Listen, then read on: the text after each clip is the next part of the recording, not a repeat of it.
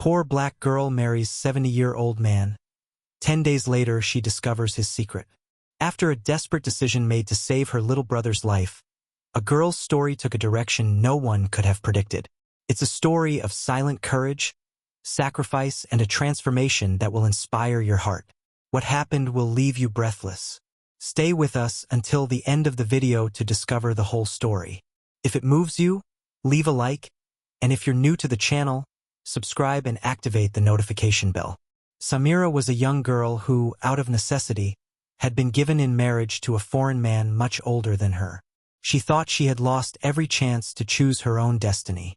But what seemed like the beginning of the end would prove to be the beginning of a new life.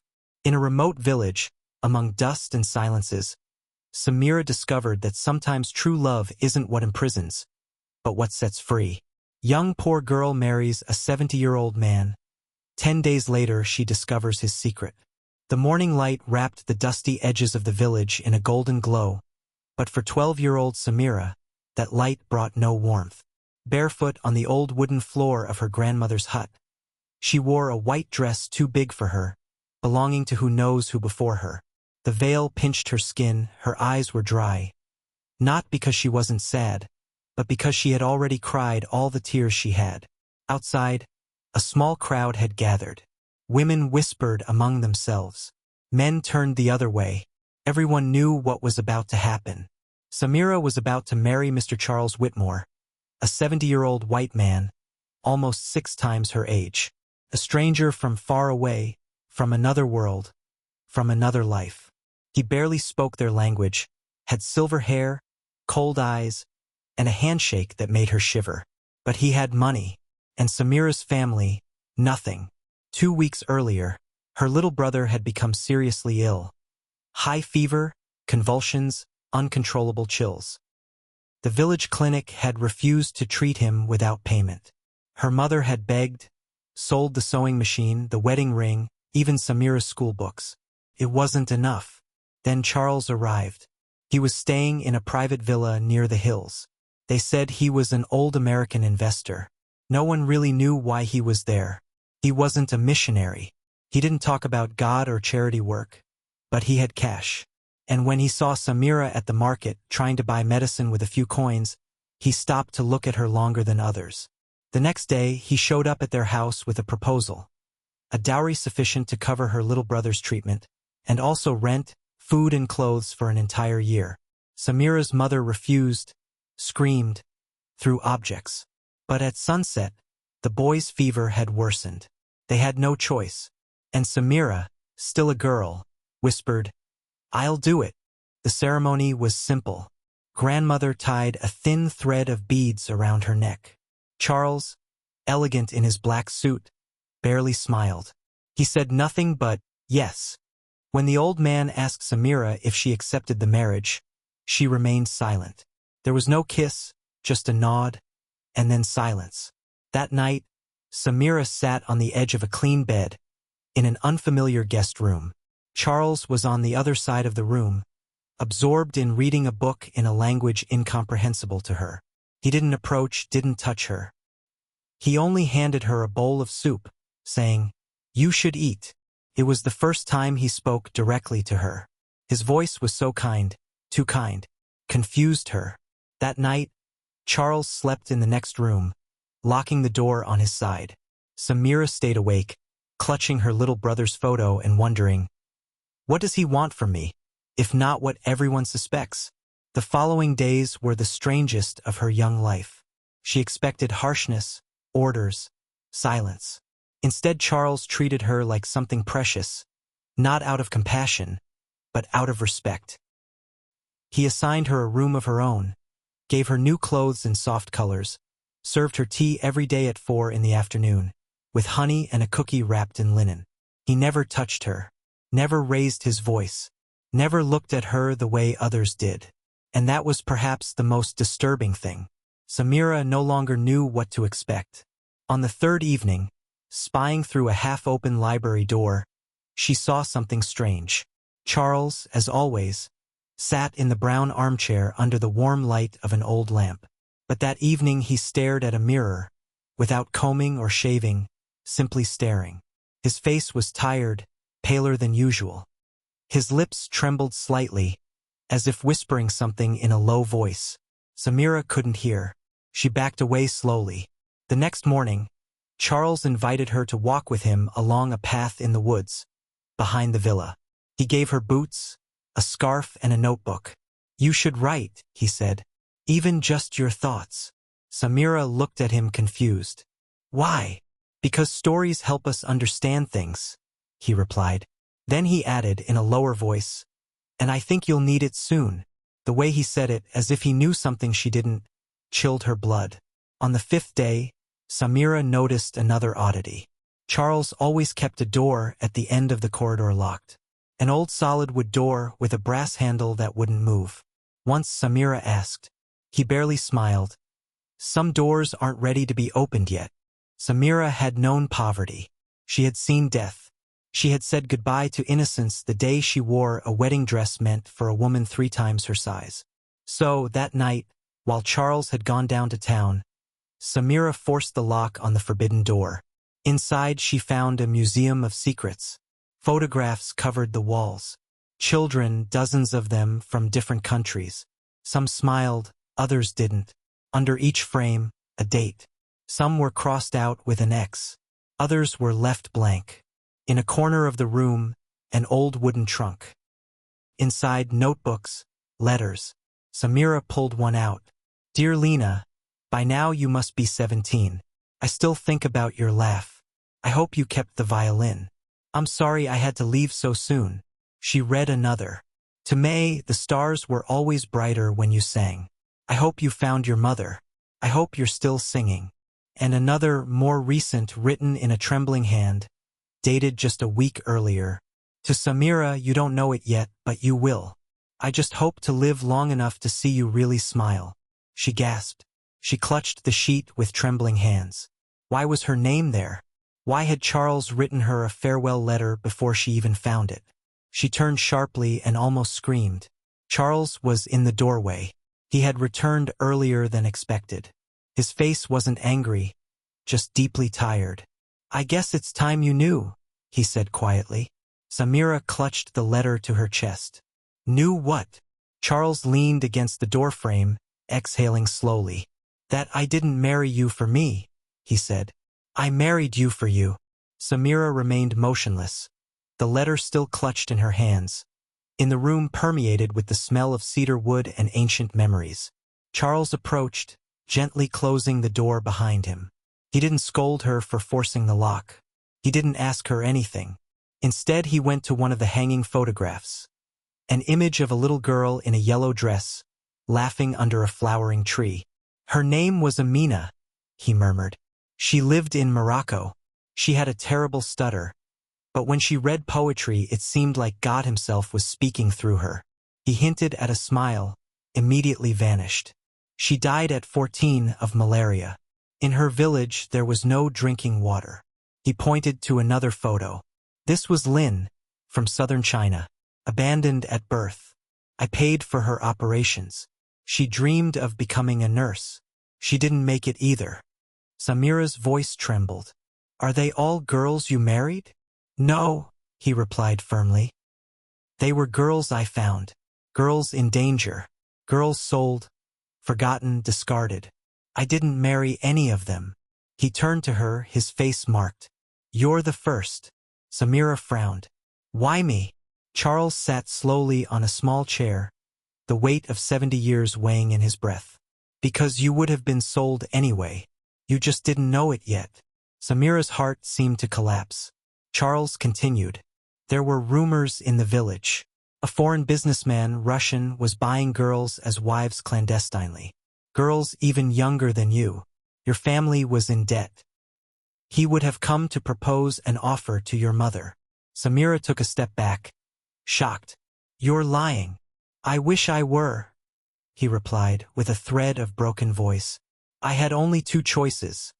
Leave you in his hands or get there before him." Samira looked at the walls again. Those weren't trophies. They were memorials. For a full hour, Charles told her everything. How he had spent 20 years traveling the world looking for vulnerable girls. Orphans, street children, abandoned daughters, and how he had tried, in his small way, to help them. Sometimes he paid for their studies. Sometimes he dug wells in villages. Sometimes he managed to adopt them legally. Other times, bureaucratic systems prevented him. So he had learned to work in silence, in the shadows. Samira interrupted him only once. Why didn't you use your money openly? Build schools, foundations? Weren't you rich? Charles smiled bitterly. I sold almost everything to finance these missions. But even money has limits when laws protect the powerful and condemn the poor. He lowered his gaze to her, serious. I understood that the only way to reach girls like you, trapped in places forgotten by the world, was to go there myself. Then he looked straight into her eyes. I married you because it was the only way to buy time, to protect you, to give you a choice you otherwise would never have had. That night, Samira didn't sleep a wink. Samira sat by the window, legs pressed to her chest, the letter still in her hands. She thought about the life she had risked living. She thought about that silent American man who had given her a contract instead of an order, a pen instead of a prison, a choice instead of chains. And she understood something that made her heart tighten. Charles hadn't saved her because he was obligated. He had saved her because no one else would. The next morning, Charles wasn't at breakfast. He wasn't on the garden bench, nor in the library. Samira knocked on his door. No answer. With a trembling hand, she slowly turned the handle. Charles was there, lying serenely on his side, still wrapped in his robe, pale, motionless, silent, gone. The doctors later spoke of heart failure. He knew. That's why he had arrived in her country. That's why he had moved faster than usual. That's why he had chosen her. He was already traveling toward the end. And he didn't want to leave the world without having given, at least to one last girl, another chance. In the drawer beside the bed, Samira found a sealed envelope with her name. Samira, if you're reading this letter, it means I'm gone. But that's okay. I lived my life. Now it's your turn to live yours. You'll find documents in the study. From today, everything that was mine, land, savings, property, is also yours. But the most precious thing I leave you isn't money. It's freedom. Don't waste it. Samira cried, for the first time, not from fear, but from love. The news of Charles Whitmore's death spread quickly. First as a whisper among the servants, then as a fire in the village. People showed up at the gate with flowers, clasped hands, questions they didn't dare speak aloud. But no one expected what happened next. In the following days, a woman in a black suit arrived, lawyer Mrs. Leclerc, clutching a sealed folder. Inside, a handwritten will, authenticated and legally valid. Samira, barely 12, was named sole heir. The village was speechless. Some murmured blessings, others curses. Her mother fainted in the courtyard. The elders met in secret. Children pointed from behind walls. How can that girl be the owner now? Until yesterday she had nothing. He only married her to deceive the laws. It's black magic. But Samira said nothing. She didn't speak. She didn't cry. She didn't flee. She simply listened in silence as Charles did. Inside the villa, she sat alone in the library, leafing through the books he read, eating the same soup he prepared for her. The silence now no longer frightened her. Mrs. Leclerc returned on the third day with a new folder of documents. There are sufficient funds to cover your studies through university and beyond, she said sweetly. You don't have to decide anything now, but we'll need to appoint a legal guardian until you come of age. Samira looked up. Do I have to leave? No, the lawyer replied, surprised. This house is yours. Charles specified it clearly. You can stay as long as you want. Samira leaned back, overwhelmed by reality. She had her own bed, her own books, her own keys, her own choices. The first decision she made surprised everyone. She reopened Charles's registers and ordered Mrs. Leclerc to withdraw part of the remaining funds. Not for herself, but for the village children. She had the clinic that had once rejected her brother repaired. She had a school built in the place where she used to sell herbs in the dust. and she established a new rule. No girl under 14 could be given in marriage anymore without being registered in a new office, administered by her property. Some began to call her dangerous, others cursed, but someone else began to call her another way. The girl who returned with fire. One afternoon, Samira walked alone to the cemetery on the edge of the village. She carried a frame with Charles's favorite photo, a mirror under a flowering tree. She placed it beside his new headstone. She whispered, "You were never my husband. You weren't even a father." She knelt, her eyes full of silent strength. "You were my beacon." The wind caressed the trees. Weeks passed, then months. The villa became more than a house, a refuge, a place where little girls could read, sleep without fear, heal. One of them, Aisha, 9 years old, had been saved from a forced marriage. Another, Salma, barely 11, had hidden from a violent uncle. All found their way to Samira's gates, and Samira welcomed them, not as a queen, nor as a savior, but as one of them. Then, one rainy evening, Samira found an envelope hidden among the pages of one of Charles's old books. On it was written simply, "If they come for you, don't be afraid." She opened it slowly. Inside she found a list. Names, dates, addresses. Dozens of men. Officials, diplomats, criminals. Some involved in forced marriages. Others in child trafficking. All part of that shadow Charles had fought silently against for years. Samira's heart began to beat hard. At the bottom of the letter, the last sentence written by hand. "Use your voice, Samira. Burn the darkness. They can't extinguish the light when it knows who it is." That's when she made her second decision. She wouldn't just build shelters. She would build a movement. A year later, the world knew her name. Samira Whitmore. No longer a girl bride from a forgotten village, but a global voice for girls like her. Her story went viral when a journalist arrived from Dakar to investigate rumors of a 12-year-old who would become heir to a wealthy foreigner. What she found was much more than a headline. She found a revolution. Samira had grown not only in height, but in strength. Her voice was still sweet, but now, when she spoke, ministers listened. When she wrote, the world shared. When she entered a courtroom, traffickers lowered their eyes. With the list left to her by Charles and with the help of Mrs. Leclerc, Samira launched the Whitmore Report, a detailed and shocking dossier that denounced international networks of child marriages, corrupt officials and villages that sold daughters in secret. Many tried to silence her. Threats, cyber attacks, lies. But it was too late, because Charles hadn't just left her a house. He had left her evidence, a plan, and above all an army. Survivors, teachers, silent donors who now, inspired by her courage, stood up to support her.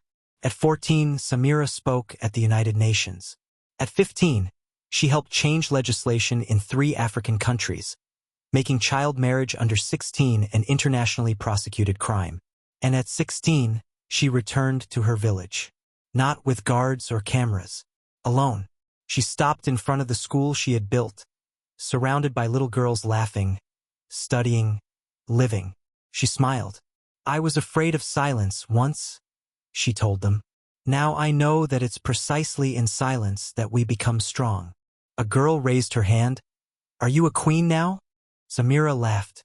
"No, queens wear crowns," she replied, touching her temple. "I carry fire." That night, she sat in Charles's old library, now full of new books, drawings, letters from saved girls. She lit a candle, wrote in her diary, and whispered to the night, "I hope you can see me now." A breeze passed through the room, and for an instant, Samira could have sworn she heard Charles's voice. "I've always seen you."